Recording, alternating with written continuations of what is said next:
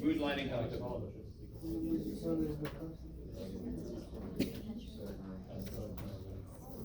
So guys, you did not have to do this, but you could have put the data in the calculator and then sorted it. Of course, you get invalid dimension on level.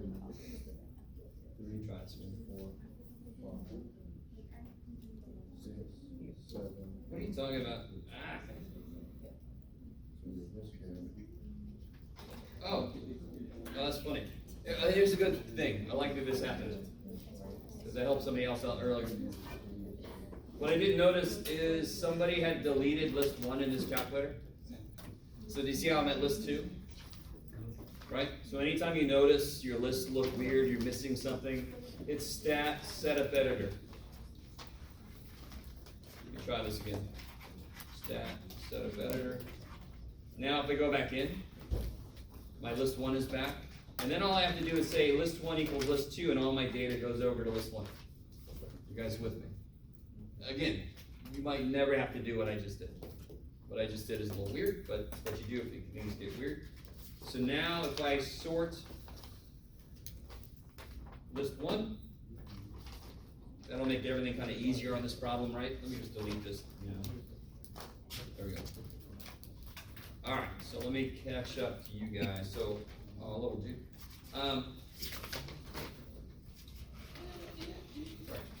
So if I'm going to make a stem and leaf, what do my stems look like? My stems. 4, 5, 6, 7, 8, 9. Yes.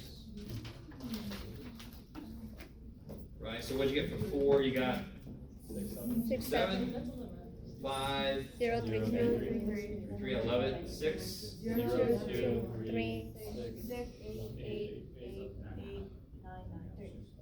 Okay. 7, 0, 3, 5, 6, 7, 8, 8, 0, 2, 3, 4, 7, 7, 8. 9. 0, Okay. So if I remember correctly, I made this sheet a couple semesters ago, but it was actual data from one of my classes. If I turn this in, is that good? Yeah, I need a key master. 4,6 equals 46. So it doesn't matter what point you pick, just pick one data point as a template so somebody else could read it. Because what could this mean? 4.6. 4.6, 460, 4,600, 0.000046. I mean, so I got a lot of control here.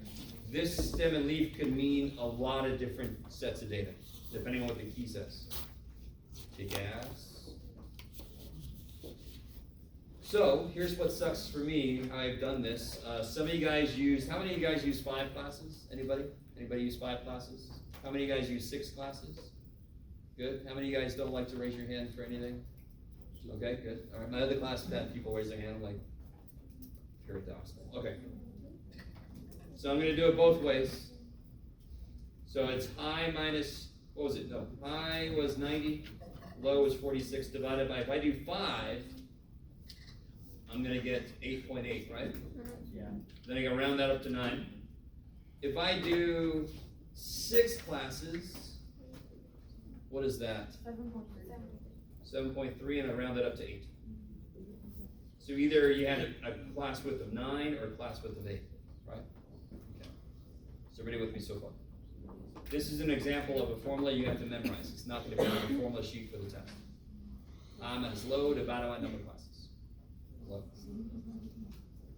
Relative frequency distribution. So I got to set up my classes. You almost always are going to start at the lowest data point, unless the class width was 5. I can start at 45, 50, 55, 60, right? But here it doesn't matter. Look, my class width is gross either way. So if I'm going to do it this way, okay, hold on, guys. I'm being invaded. Come here, little dude. Look at that. Okay. 46. Then the next class, if I'm going to use a class width of 9, so be really careful. This is only for the people that had a class width of 9. What would the next class have to start at? 55. 55, good. So this one has to go up to 54. 54. That is, on some level, unsatisfying. I understand that. But just looking ahead, when I go to graph this, won't this be 45.5 to 54.5? 54.5 minus 45.5 is 9. So if you do the textbook method, it hides the class width this way. Okay. You can only see it this way. So now that I've got these set up, I just keep adding 9. 63. 63, 64, 72, 73, 81, 82, 90, sweet. We'll do the other one here in a minute. So frequencies, now I just have to count. Real quick, I'll have somebody tell me 8, 8, 8, 8, 8, they're all 8. If somebody put nothing but 8s here, what do you think they did? 54 minus 46, so the frequencies, how frequently did you see some data? So in between 46 and 54, how frequently did data show up? 5 times, so that's 5. How about between 55 and 63? 3. Ooh, essential. So 55 to 63 would be 1, 2, 3. 64 to 72? 7. 7 sounds right. 73 to 81? 7. 7? 8? That sounds about right. How do I check to make sure this seems right? And adds to 30. Add them all up, they gotta make 30. Kick ass. And if I add these up all up, it makes 30. Sweet. What really sucks if you add them all up and it makes 29. If you don't notice that till the end, and I'm saying turn it in, just put a little note. I missed the data point, and I'm gonna give you credit for everything after that if you did everything correct after that. Does that make sense? Okay. Because I understand data sucks to work with directly. It's just the way it is. Jeff, RF, there we go. How do I make a relative frequency out of these? Divided by the 5. 5 divided by 30, so it's 16.7, right? 3 divided by 30, that's an easy one. 7 divided by 30 is something. 23.3. What is it? 23.3. 23.3? Okay. So that, again, that's nice, 23.3. And then that's gonna be these two added up. 8 divided by 30 is 26.7. If these don't add up to 100, does that mean you made a mistake? Yeah, kind of. It can be. Close. Close should be about 99.7 to 100.3% roughly. If it adds up to 95, If it adds up to 108, right? 95, you left people out. 108, you made people, which is something we can do, but it normally takes longer. So what about, now I can make the histogram. And by the way, I generally don't care about the cumulative frequency. I want you to know it exists. You had to do it for homework. I'm just asking for a relative frequency. You can stop right there. So let's do this scale here first. Since we did the textbook method, what do I put here? Oh, real quick, I'm sorry. What would this have looked like for the people that had a class width of 8? It would have been 46, and this would have been 54, right? So this is for the people that had a class width of 8. Mm-hmm. So now I just keep adding 8. Or I can't add. Okay, 78 to 85, and then 86 to something or other. Okay. So then your frequency, those people who did this, what was your frequencies? Anybody? 16.67. No. Frequencies.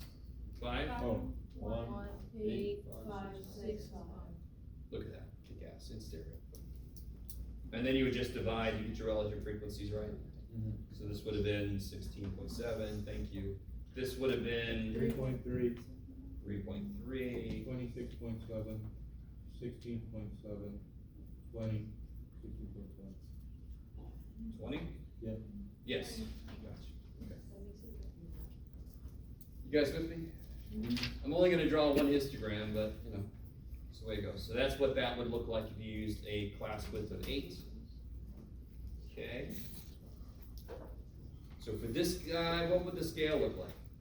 46 to 54. No. 45.5. And the great thing is, once you get one number down, you just keep adding. In this case, it's 9. Just keep adding 9. So the other people, you would add 8. You've already identified what the width is. 54.5, 63.5, 72.5, 81.5, 90.5. Okay.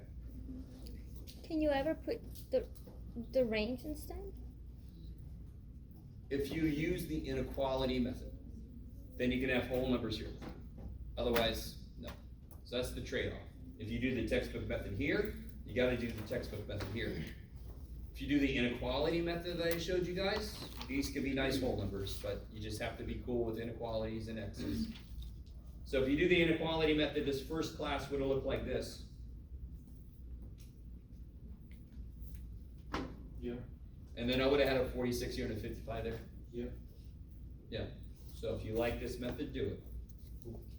I like it. Me, I like it better than this, but you know, it's just how it goes. So what are these? What are these?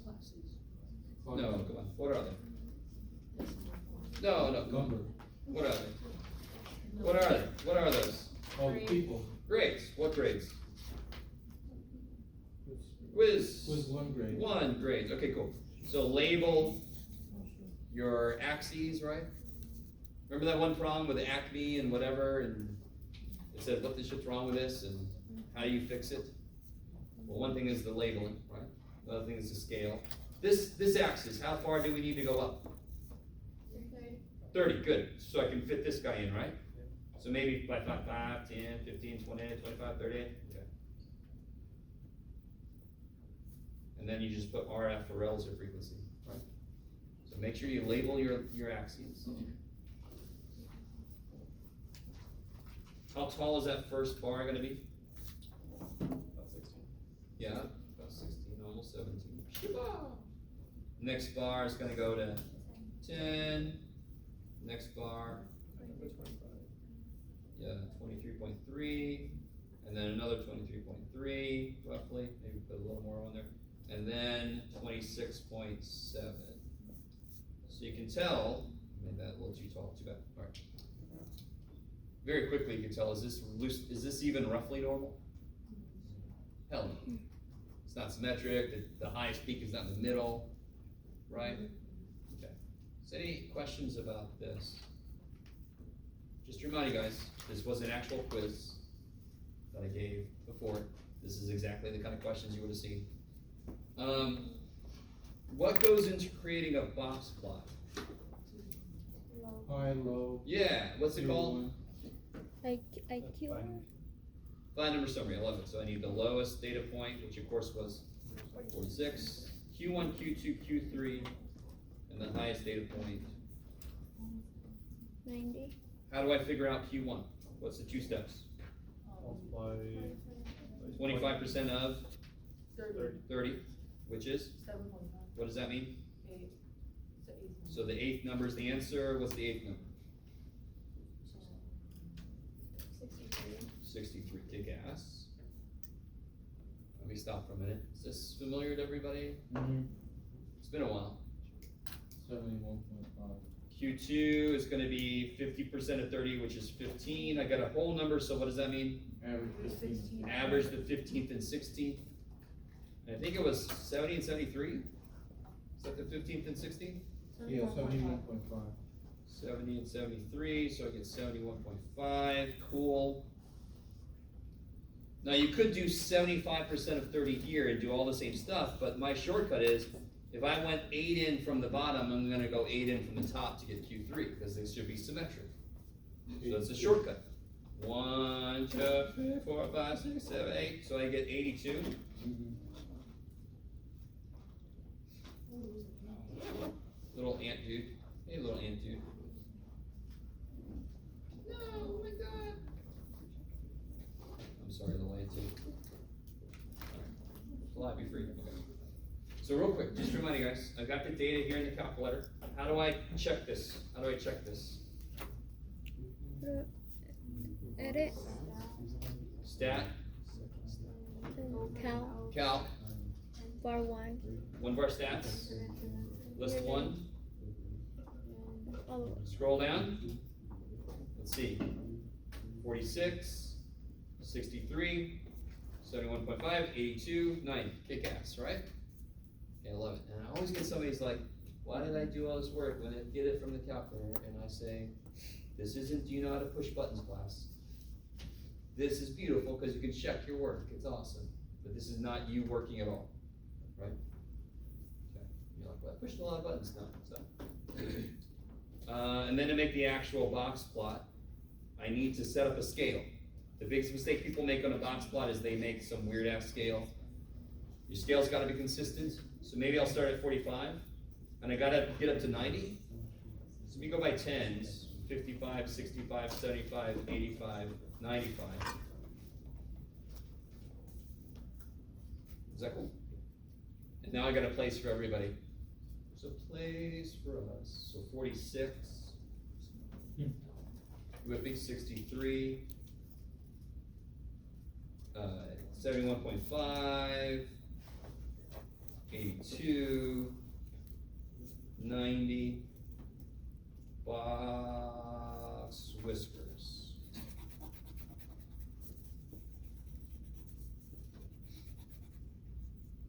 Okay. How's that?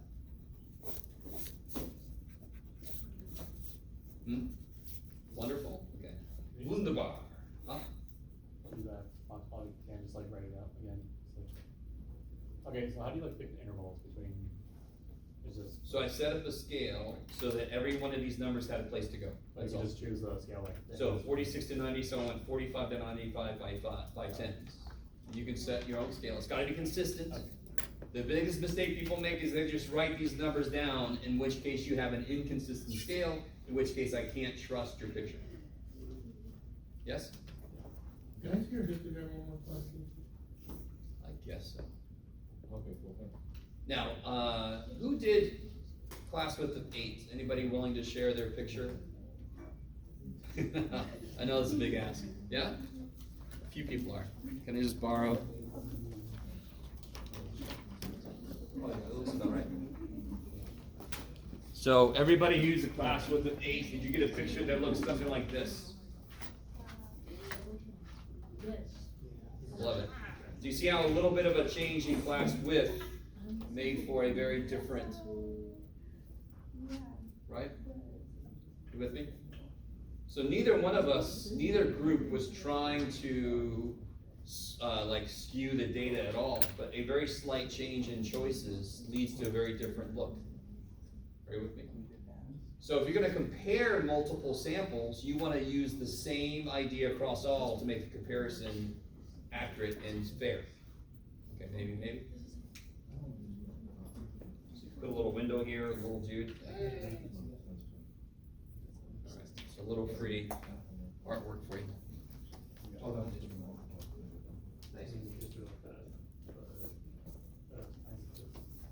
So again, this is exactly the kind of questions I would ask you on a test, like the one we got coming up. So any other questions on this, all of this? You never histogram the frequency, it's always the real frequency. No, you can histogram, I like verbing nouns too. You can histogram the frequency, yeah, of course. Okay. In the homework you had to do, you remember the birthday seasons? They said you had to do the frequency and the relative frequency, so. Yeah, it's 2. Most common thing is the relative frequency because percentages mean more to us. If I said 780 people at this place chose broccoli, that doesn't, if I said 78% of the people chose broccoli, that means something more to us, yes? That gives us a better picture about the whole part and how big of a piece of the pie this thing was. I like it. Maybe, okay. So percentages help us humans out, make sense of things. I am also human. Okay, so there's no other questions. We're gonna get right back into where we left off. Okay.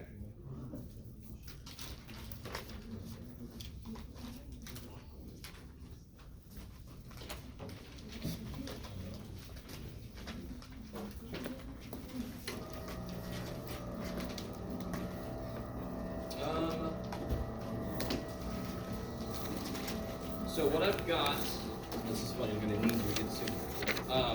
I've got, believe it or not, I've got a handout, little worksheet for standard deviations. Last time, a week ago, we created the standard deviation formula, right? I know, it's been a while, but do you guys remember that? So, All the little squiggly lines with like 100 and the M. all right, let's see. Let's all remember what the hell this thing was. Okay. Someday I'll figure out how to use this thing. Guys, help me out. Let me do this. I did this last week, but just go with me. If I wanted to know the average hair length of people in this class, what would I have to get first? I'd have to get a list of all the hair lengths, yes? Okay. What would I do with them then to calculate the average? Add them all up. Divide by how many there are, correct? Now, anytime I see sum of something divided by n, that is the average something. You guys agree with me?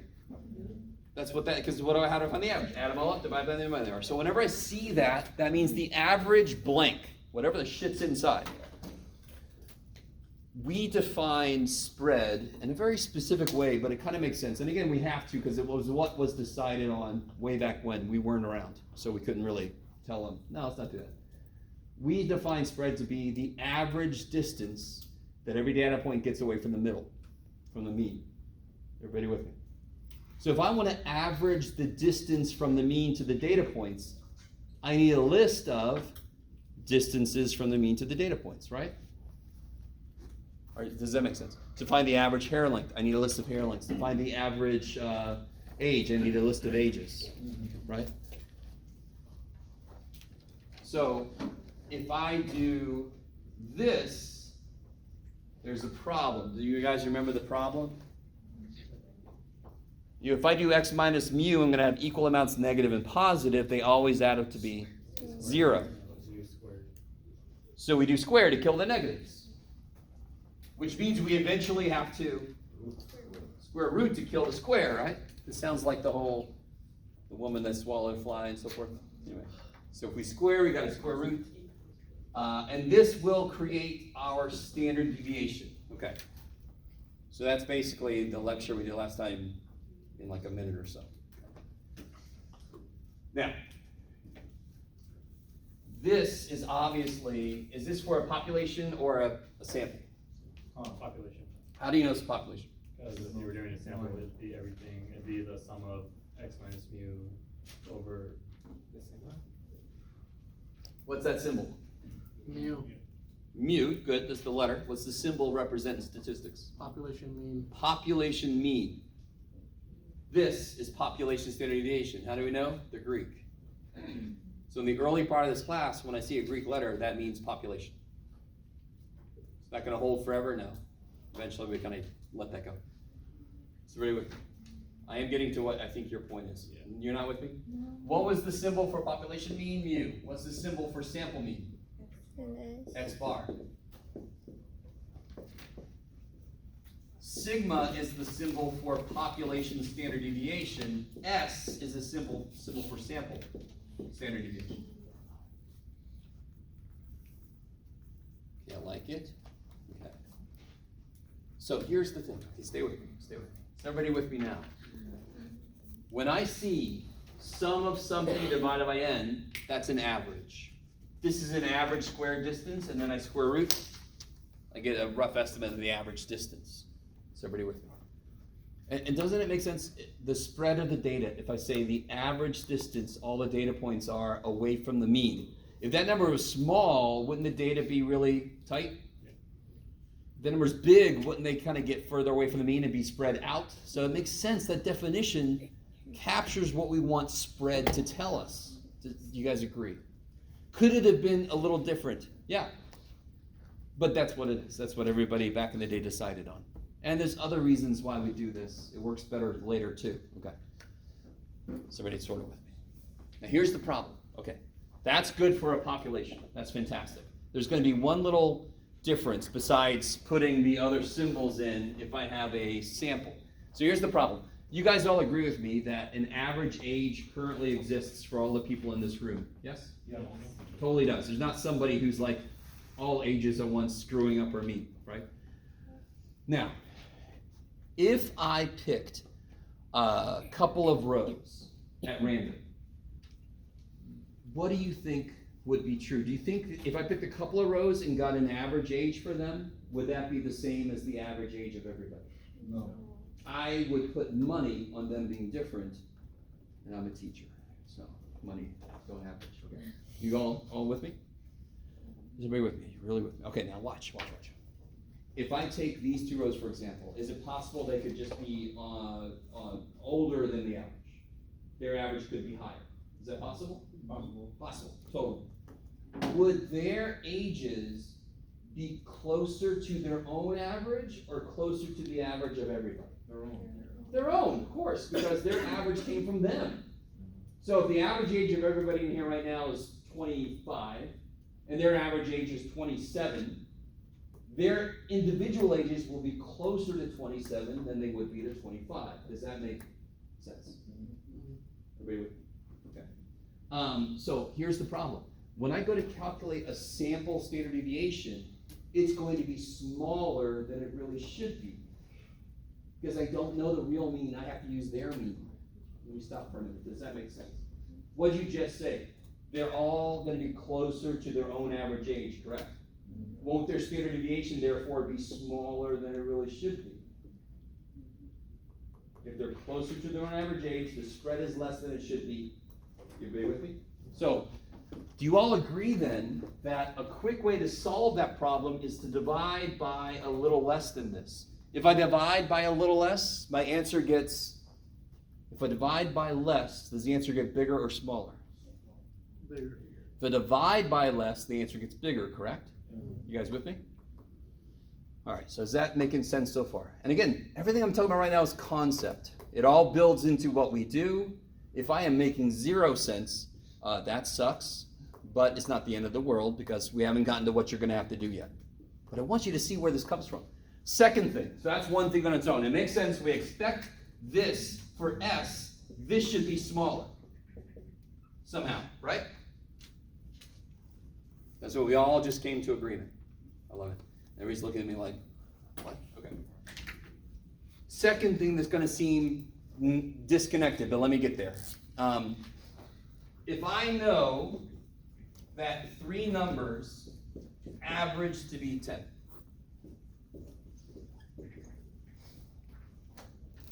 do I know anything about any of the individual numbers? Do any of them have to be 10? Do any of them have to be anything? No. But how many could I just totally make up without worry? If the average has to be 10, what do I know? They have to add up to 30. The only way that 3 numbers can average to be 10 is if they sum to 30, because 30 divided by 3 is 10. You guys all with me? They have to add up to be 30. How many of the 3 numbers can I just totally make up before I have to get serious? Oh. Is it 10, 10, 10? No, you didn't just totally make it up. Somebody give me a number. A reasonable number. Say again. 10, thanks. Okay. Somebody else give me a different number than 10. 7. Could you both have just totally told me whatever the shit numbers you wanted to? Yeah. Right? No matter what the hell you guys say, can't I come up with the last number to make them add to 30? Yeah. What would it be in this case? 3. 13. What if you would have said -1? And then the next person said 82. What does that sum up to be? 81. I need to add it to be 30, so what do I have to take away? So it could be -51. Doesn't that add to 30 now? You guys with me? Yeah. So again, let me ask you again. I have 3 unknowns. How many can I totally just make up before I have to get serious? 2 of them. If I had 8 unknowns, how many can we totally make up before we have to get serious? 7. So if I have n unknowns, how many can I totally make up before I have to get serious? N minus 1. So this we actually call the degrees of freedom, which unfortunately for everybody, I am now going to refer to as the degrees of freedom. Sorry, some of you guys got that. I'm sorry. It's just stupid, but it just can't stop. It got in my head, and now I'm going to do it without even thinking about it, just to let you know. If you have no idea what that means, okay. So watch this. Remember these guys? I picked these guys. I take their average age. Does everybody agree with me? It's almost impossible. I would be really surprised if they had the exact same average age as everybody. Does everyone agree with me? Isn't there so if I get these guys, isn't there one more number I can add to them, like an imaginary person I could put right here, and that would make the average the same? Isn't that the same question I just asked? If I add one more number to their ages, can't I force it to become the same as the mean of everybody? Yeah. I love it. So what we do then, and again, this is a very strange idea. I've told you everything that goes behind this, to be honest. What we do for a sample is we say, all right, we're missing one number. We are missing the number that would make the average the same as the population. So when I go to divide, I don't divide by n, I divide by n minus 1. Because I'm kind of assuming there's one number I'm missing. So the formula for the standard deviation of a sample, this changes, of course, right? Because now it's a sample. And this is n minus 1. So population n, sample, you can look at this as an adjustment because it's a poor little sample. How are we doing out there? All right. I'm really curious how other stats teachers talk about that. So I think it's kind of neat, but all of what I just said doesn't matter. If you really didn't understand any of what I just did, it doesn't matter. That's the formula for sample standard deviation. So let me give you this. And then we'll talk about it a little bit. Yeah. Actually, one more. No, I'll give you this.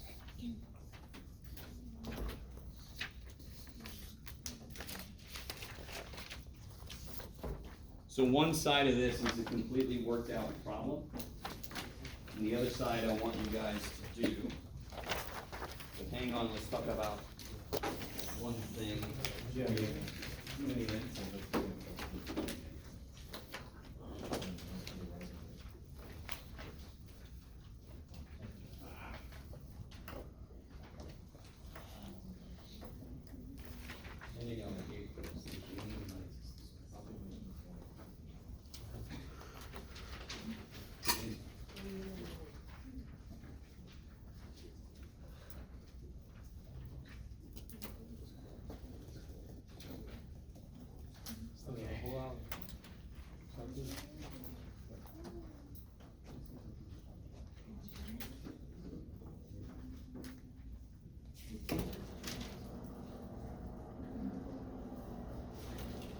So I'm going to look at a couple things real quick before I switch this guy over.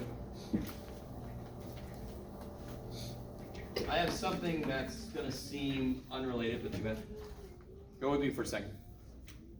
Let's say that this is the 11-foot mark or whatever, right? Agree with me?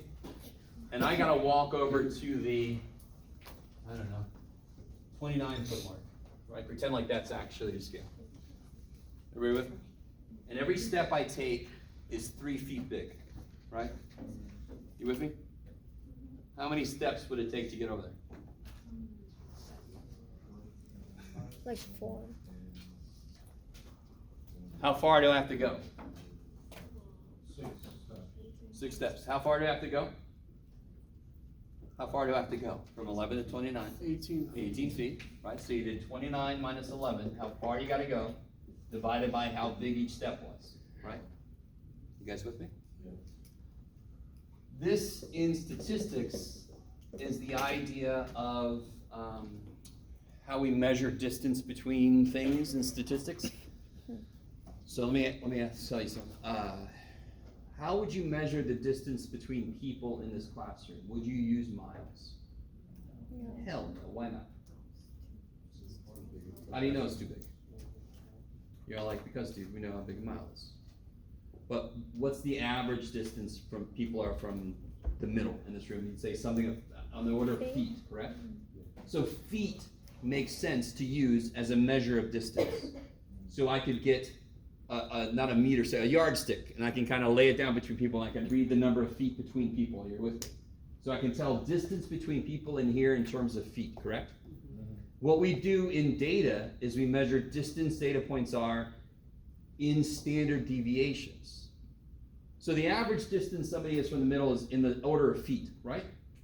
In statistics, what's the average distance from the mean to the data points? That is the standard deviation, correct? So I like to think of standard deviations as the tick marks on a ruler, and when I lay that ruler down, I get what we're about to talk about. So if, for example, if I had a bunch of data and I knew the mean is 11, and I knew the standard deviation is 2, how many standard deviations would 14 be away from 11? When you do this idea, you would say, how far do I have to go? 14 minus 11, right? I have to go 3, divided by how big each step is. And very often I call standard deviation steps. Divided by 2. So there you get 1.5, 11. So it'll be 1.5 steps. You guys semi with me? What if no? What's up? So if I have, this is my mean, and this is my standard deviation, and I want to know how far from the mean is 14, it's 1.5 standard deviations away. You with me? Okay.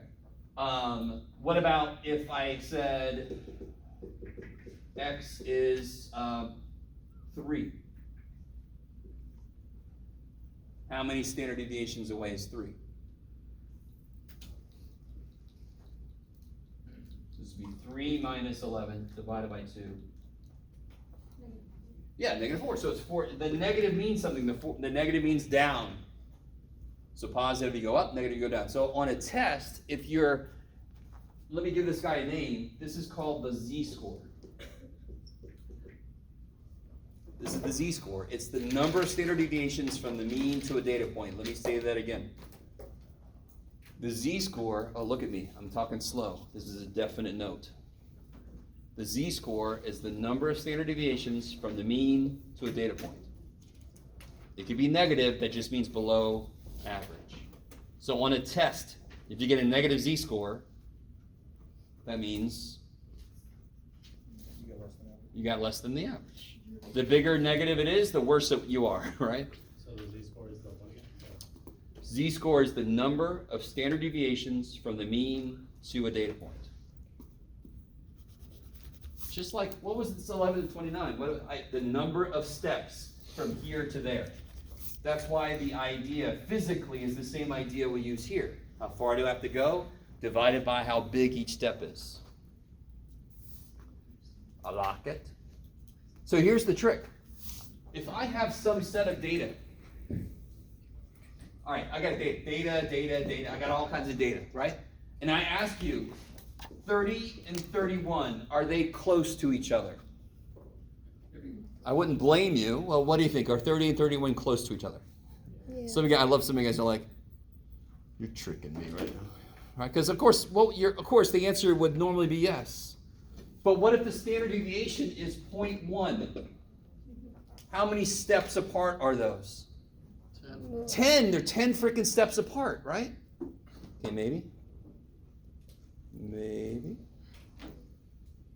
Now, and again, one standard deviation is the average distance from the mean to all the data points. So 10 of those suckers is way the shit out there. So to kind of put a more formal emphasis on what I just said, there's something called the, let's see what you do, empirical rule.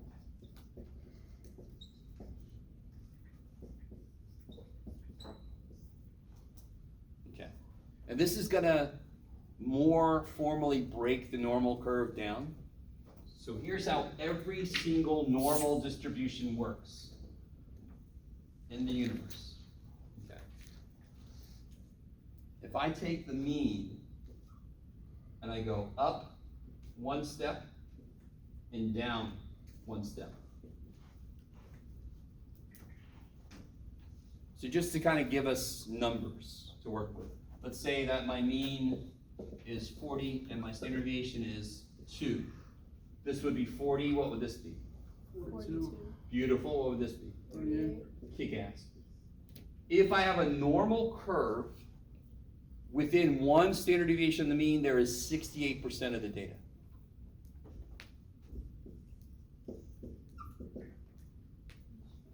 And just visually, doesn't that make sense? Most of the data is all in the middle. It's like somebody took it and went squish and it went plop. So if you go one step out, you caught a decent chunk of the data, right? If I go 2 steps, give me 2 steps. You end up catching 95% of the data. A real life example of something that's normally distributed is heights. So if we knew the average height of men, which I think is 69 inches, 5'9", a standard deviation, I think it's 2.8, we could actually figure out 95% of all American men, what heights they fall between. Why would that information be good to know? Well, how do they determine how tall to make that door, for example? They determined what percentage of people do we want to have to duck? And then they just made it as tall so that only that percentage is taller, right? If they made it too short and everybody's like, see ya, boom, that's going to be a lot of bad PR and shit, right? We're not all hobbits. If you're all hobbits, then it'd be there. We're not hobbits, sorry. I like it. You guys sort of with me? So this kind of shit leads to stuff that we use every damn where. If we just go, I can live with 2% of people being angry at me, we can actually figure out, okay, where am I going to put it so we end up with only 2%. Anybody ever been bumped off of an airplane? You know what that means. And I don't mean you try to get in, somebody goes boom and you go, and then they take off. What does bumping mean on an airplane? Yes, they overbooked. Correct? Why would they overbook? Because they. Well, true, but again, the best thing for an airline would be to have the airplane full. Because they're going to go there anyway, so they want to get it full. There's a certain percentage of people that will not show up for whatever reason. You with me? So of course they're going to oversell. But sometimes the statistics are against them and everybody shows up. Then they have to say that we'll give you $200 and a coupon for food if you'll. I don't know if any of you ever fly at all. Maybe you don't. But every now and then you'll hear this. Okay, and then about 5 minutes later, okay, how about $300 and 3 meal coupons? And you're sitting there waiting. Come on, sweeten it up a little bit. Maybe? No? Okay. Yeah. Does that make sense in the business sense? Yes. Does it make sense in a human sense? But in a business sense, totally. Just like college, parking spots. My old university, they would sell, 2.8 parking permits for every space they had. Do you understand what I just said? And of course, why would they do that? Because they don't want to build too many spaces and they want to make money and whatever. And not everybody's going to be there. Let's give them a little bit of, not everybody's going to be there at the same time. But then you get times like 10:30, which is a very popular time, where people would just park in the neighborhoods and exciting things happen in some of the neighborhoods around the university I went to. So there's some neighborhoods you just didn't park in. Anyway, you guys all sort of with me. Mm-hmm. I went off on a tangent. Okay. If I go one more step out,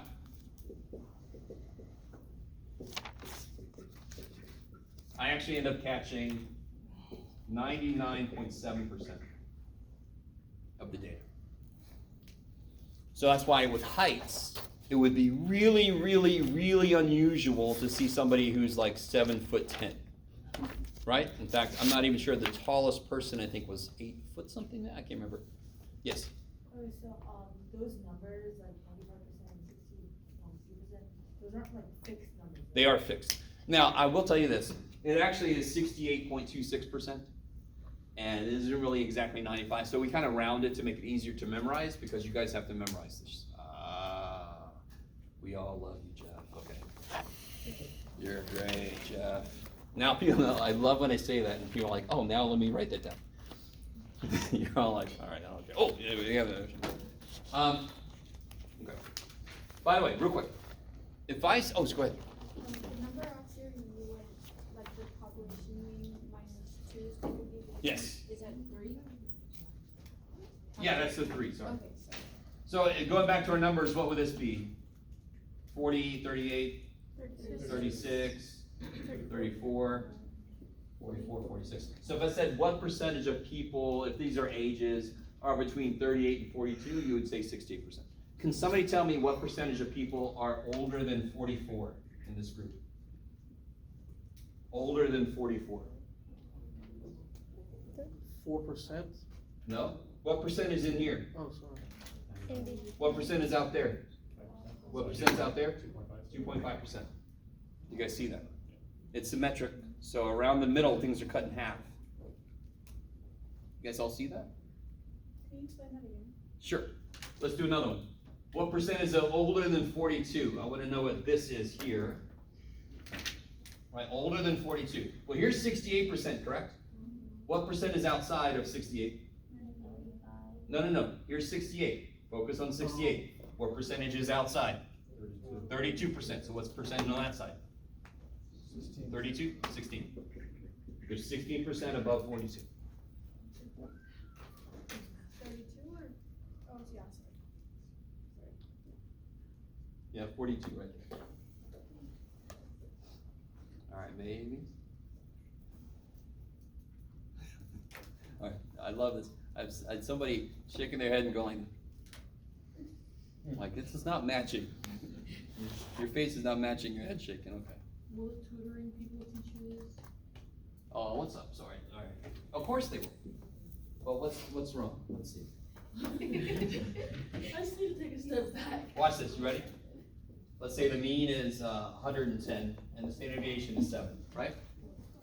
And I know it's normal. Yes? Yes? Mhm. I can draw the picture. I know it's normal. What goes in the middle? 110. 110. What's one step up? 7. What would you tell the person that said 111? It makes sense, right? You understand why they say 111? If I say one step up and they say 111, Yeah, but. what would you tell them? I love it. Yeah, what would you tell them? Celebration was Every like step is 7, not 1. There, beautiful. That's exactly what I'll say to you guys when you do that. Anybody, somebody's going to do that out there. What's this one? 103. So what percentage are between let's say this is SAT scores, so I don't care. What percentage is between 103 and 117? 68. Why? Because I went one step up and down. If I go 2 steps up and down, 95, blah, blah, blah, blah, blah. What percentage scored above a 117? 16%, because it's half 32 that's outside of there. So comparatively, that math is easy. As long as you kind of know how to break it down. And I like it. Somebody out there is like, it's easy for you to say. So again, you have to memorize one step out is 68%. The minute I know that, there's 32 outside, yes? If there's 68 in, there's 32, so what's on that side? Half of that, 16. Do you always want the 60 or do you want like the 68.3 and then like the 95.4 for like the bell-shaped number? Oh, 'Cause I we're was gonna memorize 68, so forth. Later this semester, we're gonna make it more detailed. Okay. But for memorization purposes, we can just go with 68, 95, 99.7. Okay. And the last thing I want to say up here is, if something had a 5% chance of happening, and it happens, do you agree with me that we could call that an unusual event? Yes, I'll Right? So if you saw somebody who was 4'7", is that a common, an adult? Because I'm around kids all the time. 4'7". No, an adult who's 4'7", is that a common occurrence? No. Huh? Well, it's common, but not. Little people, sure, okay. But it's not common. But it's not common. It's an outlier for sure. So that would be unusual. If I actually plot the heights, it would more than likely be out here. So how far away from the mean do I get until I get to unusual territory is 2 steps up and down. 2 steps up, 2 steps down. That is all usual inside. Anything outside of there we call unusual. Why? 5% chance of happening. Makes sense. Later this semester, we might want to change our definition of unusual. For example, if you work in a nuclear power plant and the needle's starting to go toward the yellow, are you going to wait till it's towards the red? Or are you going to get off your ass immediately? You're going to change your definition of unusual pretty damn quick. Are you with me? So later, right now, unusual is 2 steps away, and in fact, that's the standard. But there are situations where we're like, we better change that shit because people could blow up. Okay, let's change that to. Does that make sense? Maybe. Okay. All right. That's enough. But now, look at what I just gave you. So one side is completely worked out. It's exactly the kind of problem I love to give. Hint, hint.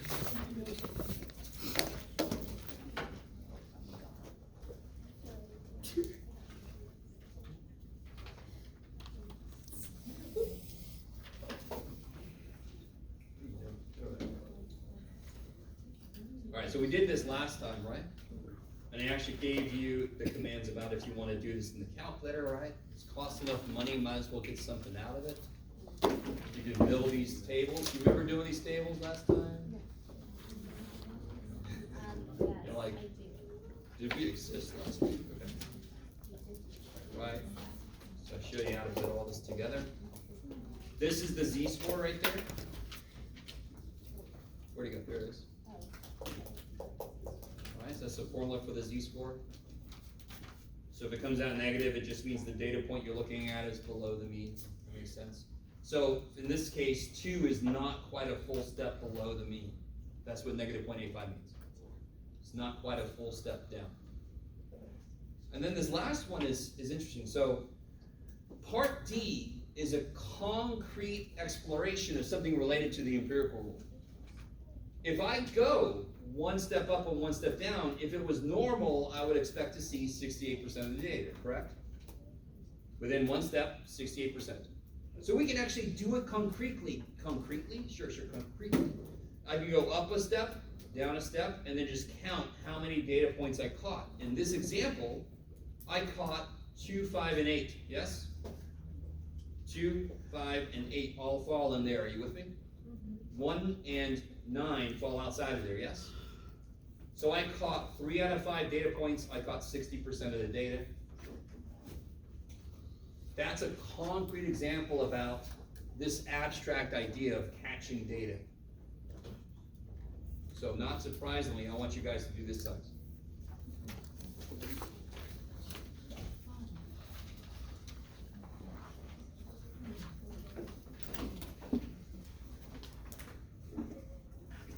A little incentive for you. The quicker you get done, as soon as you're done, then like we talk about it, we're out. As you guys are working on that, I'm going to give you the practice test. I have a question. Yeah. Not until you're done square rooting. So guys, I'm going to catch up to you a little bit.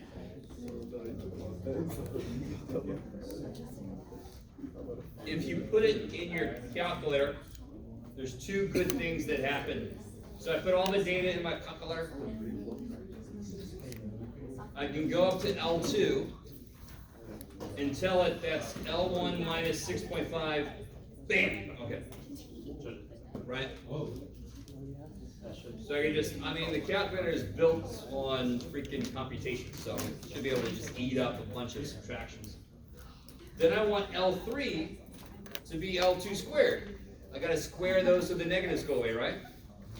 So go up to L3, make second 2 L2 squared, bam! Much better than doing each row one at a time, my God, right? Wow.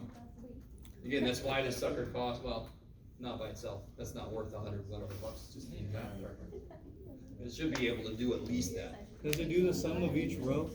All right. Let me do that again. So all the data is in here, correct? Yes? I want list 2. Guys, I want list 2 to be all my x's minus the mean. All my x's are on list 1. So I want list 2 to be list 1, right? Second one for list 1, minus 6.5. Bam. Then I want list 3 to be list 2 squared. Bam. Anybody remember how? Because now what do I want to do with list 3? What do I want to do with list 3? What's this symbol mean? I want to add it. Good. So how do I do that quickly? Well, it's not really a great quick way to do it, but second mode to quit. Right above stat it says list. I want to do math to a list. I want to sum up a list. I want to sum up list 3. 75. Okay. Here's something that you're not used to from algebra. You are not used to replacing an entire expression with a number. But the sum of these is 75. So the sum of these is 75. Yes? Do you screw with the answer when you Say again? do you screw with the answer when you're done, or do you see that? When you're done, just right here. Oh, sorry, not screw, I'm getting squared. What was n here? 12. 12, so 12 minus 1, 11. Now watch. 0.82. You do not want to round until you're done square rooting down here. So what do you do then? Calculator saves your ass again. 75 divided by 11, gross. Square root, oh shit and a half. Square root of that. Remember, that answer key is so kick-ass. I like that. Bam. So my variance is 6.81 forever, and my standard deviation, you have to take it out at least 3 places. At least 3 decimal places. You guys with me? Can anyone tell me what the hell this number means?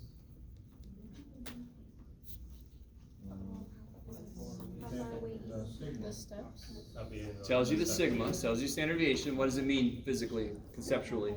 Yeah, step. Yeah, so every data point is about 2.611 away from the mean on average. You guys all with me? No. Where did I lose you? converting town. You lost me at hello, shit. Okay. So everybody cool with what I did here? You don't have to do this in the calculator, man. It makes it a lot quicker, right? These numbers match up with what everybody got? What he got 6.4. Yes? So I didn't lose anybody here, right? Then, the formula needs me to add these up, right? And these are in list 3. So I need to add up list 3. And I get 75. So that's the sum of these. So this whole thing is 75. Thank you. And then what's the number of? I'm not used to this. I hate freaking projectors. Oh. And then You're okay. Sorry. What's the average, yeah. The sum of what? thank you. Everybody with me there? Did I lose anybody there? I don't know how to do it on the calculator. So, the technical way I got it, the conceptual way I got it is I have to add this up because the formula needs the sum of these and these are here, right? List 3 has x minus x plus squares. The formula needs the sum of those. So I'm going to add up list 3, and that's when I did the quit, list, math, sum, L3, bam, okay. So that's just the technical nuts and bolts way to tell the calculator to add up list 3. That number goes there. There were 12 items, minus 1 is 11. Divide that, I get this. Take the square root of that, I get this. Square root is 6.81 forever. Right? This is the variance, this is s squared, so how do I get s? Take a square root. Let me stop for a minute, you guys with me? And let me put this out there. I think I said this at least once, but after test 1, I will never make you create that table ever again. There will be other tables we make for other things, but you will never, we will just get the standard deviation from the calculator. Do you guys remember how to check this? How did we check the 5-number summer earlier? 5-number summary. What did we do to check that? Stat, cal, 1 bar stats, list 1. Where's the standard deviation? Yes. Why can't I use this one? That's the population. The calculator's dumb, like I told you before. It's dumb. It doesn't. Hey, calculator, you're stupid. We are the humans. We know that we need a sample standard deviation, so we have to pick this one. And of course, that matches what we did, right? So you can always check your work. Now, I wanna make a z-score. It's always the data point we're curious about, that's what x represents, right? So what goes here? 3 minus the mean, divided by the standard deviation. And then whatever the hell that is. It's obviously gonna be negative, because 3 is below the mean, so I know it's gonna be negative. Negative 1.34. 3, 4? Gotcha. I'm with you.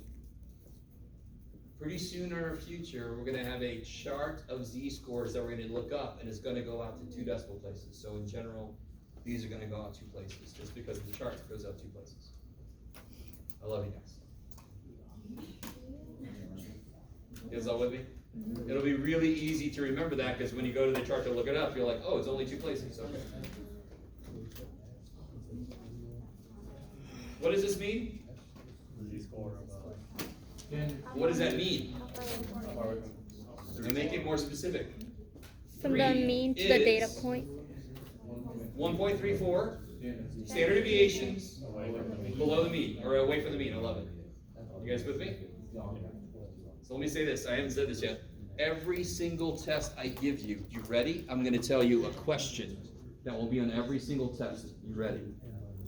What do students always want from teachers? Just tell me what's gonna be on the test. I'm about to do exactly that. You with me?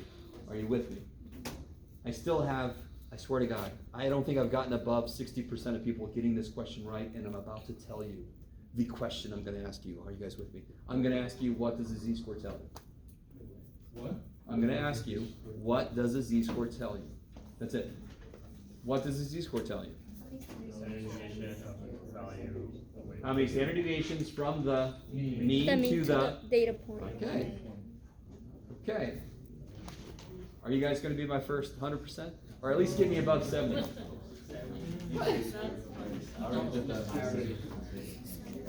All right, last thing, and then we'll out. Last thing, and then we're out. What goes in the middle? The mean. If I go 1 step up, where do I end up? So add 2.611, 1 step. 9 point, who to what? 111? 1 step down. 3.8. 8.9, okay. I like to draw these in for myself so I can see what I caught. What numbers did I not catch?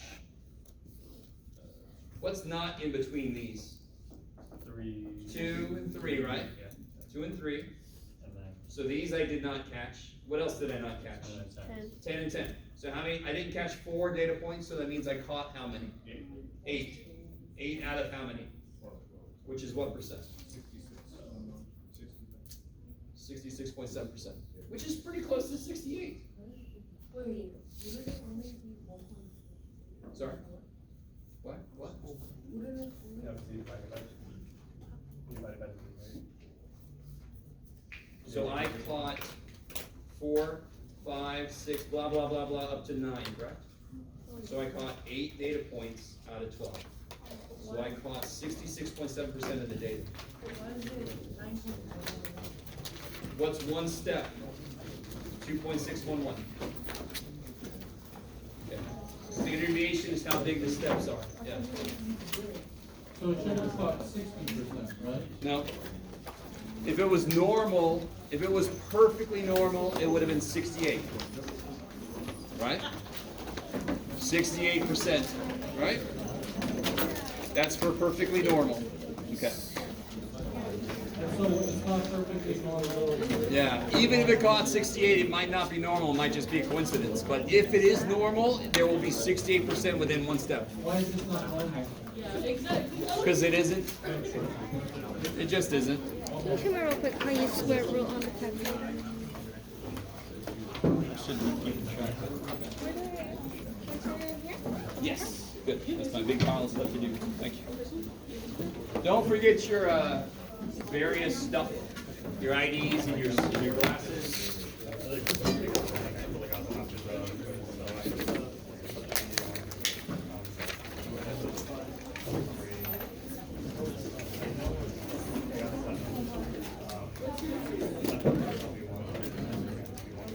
Sure. So like the 2 lines kind of overlap. Good. And the way the book does it, they make a dotted line if it overlaps. Yes, that'd be weird. Yeah, because otherwise, people wouldn't know where the overlap occurs. Oh, right here.